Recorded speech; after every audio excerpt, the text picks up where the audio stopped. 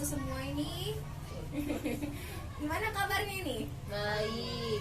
Oh, kayaknya tuh masih baterainya belum full ya. Gimana kalau kita tepuk semangat dulu Bu sebelum mulai nih? Oke Bu, masih ingat kan? Masih. Oke, yuk tepuk semangat. Semangat.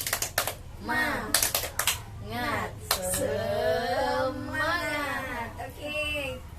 Ya Bu, terima kasih hari ini udah datang ya. Ya Bu. Nah, seperti biasa, seperti bulan-bulan yang lalu, saya akan menyampaikan suatu modul.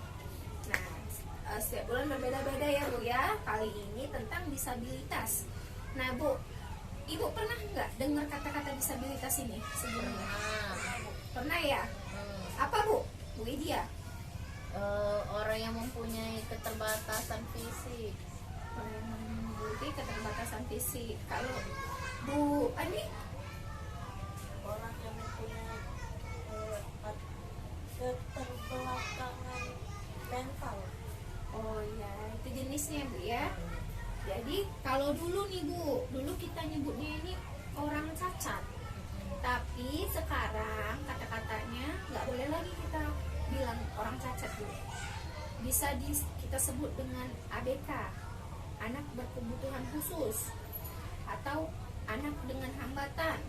Atau kalau misalnya kan orang yang dengan hambatan itu tidak selalu anak-anak ya, pasti dia sudah ada yang sudah tua nih, orang yang penyandang disabilitas, bukan orang penyandang cacat.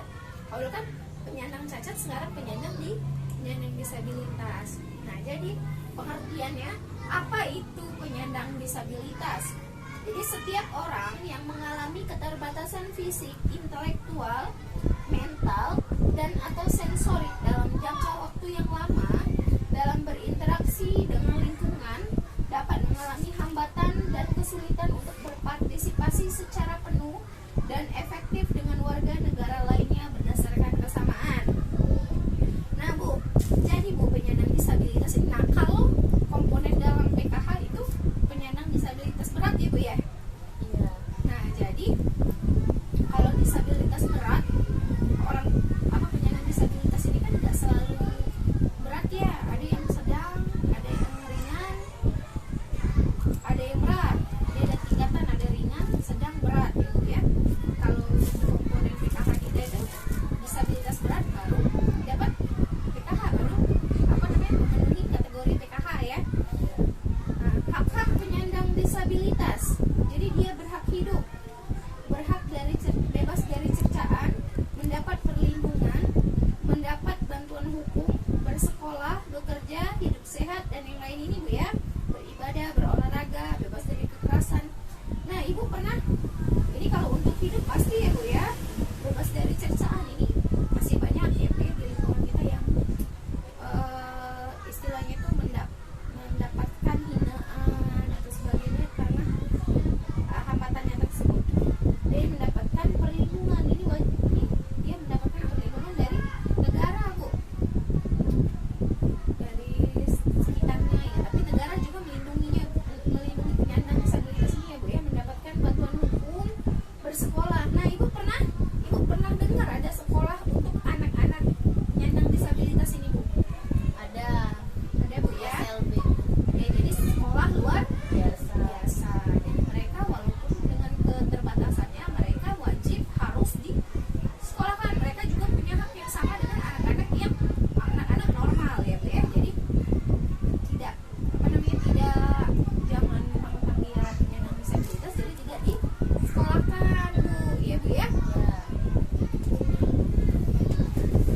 Nah Bu, jadi jenis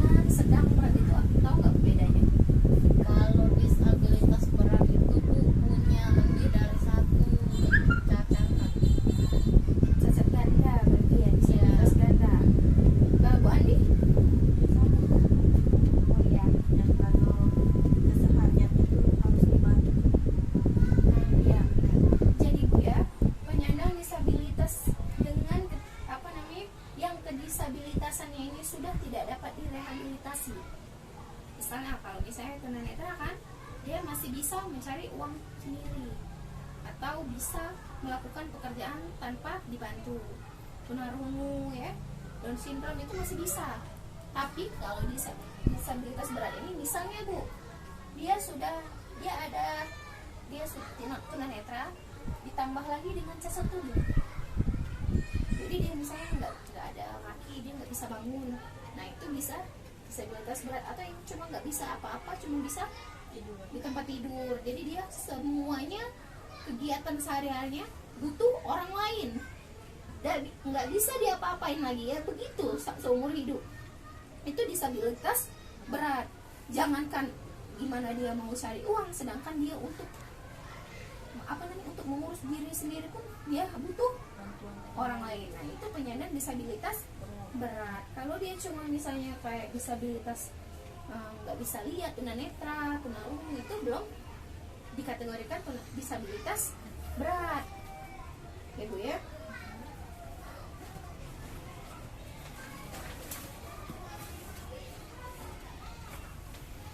Nah pelayanan terhadap penyandang disabilitas berat di keluarga. Ini kewajiban misalnya kalau di keluarga ada disabilitas berat. Nah, jadi pelayanan terhadap penyandang disabilitas berat di keluarga ini memberikan makanan 4 sehat 5 sempurna. Jadi diperhatikan makannya Bu, lebih diperhatikan. Terus memandikan, karena dia tidak bisa mandi sendiri kan. Jadi dimandikan seperti kita 2 kali sehari.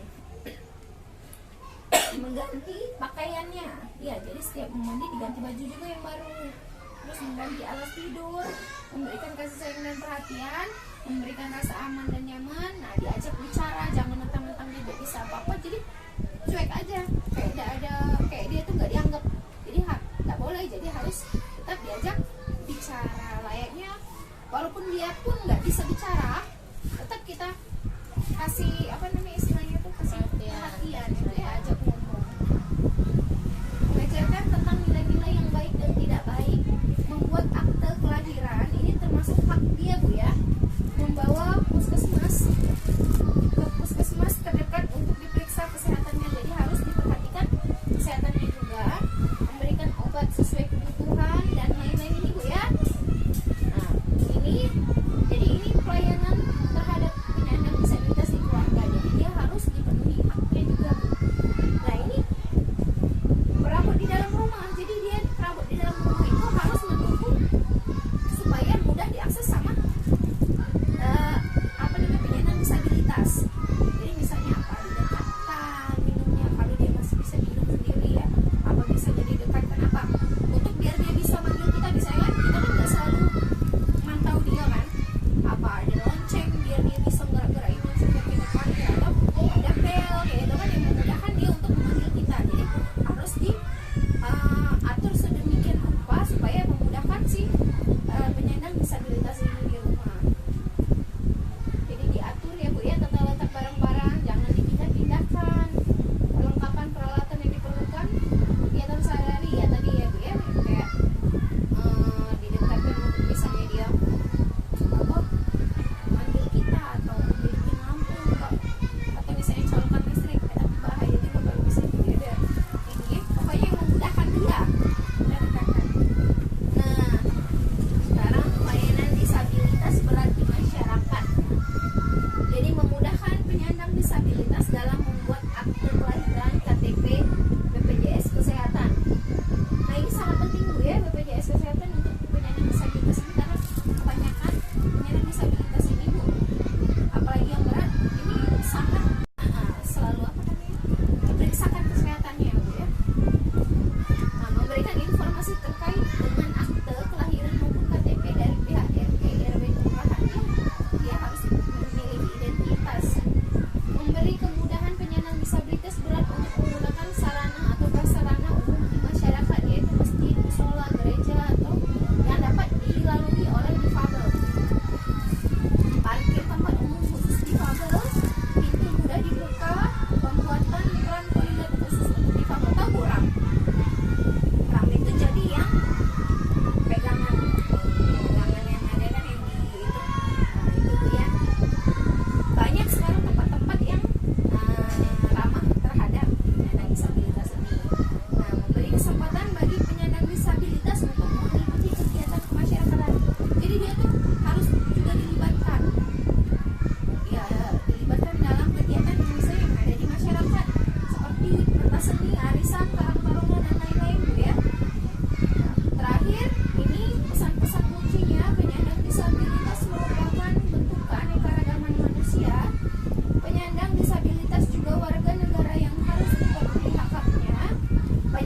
disabilitas tidak boleh didiskriminasi.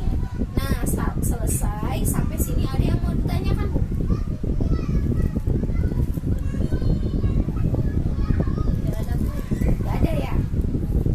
Jelas semua.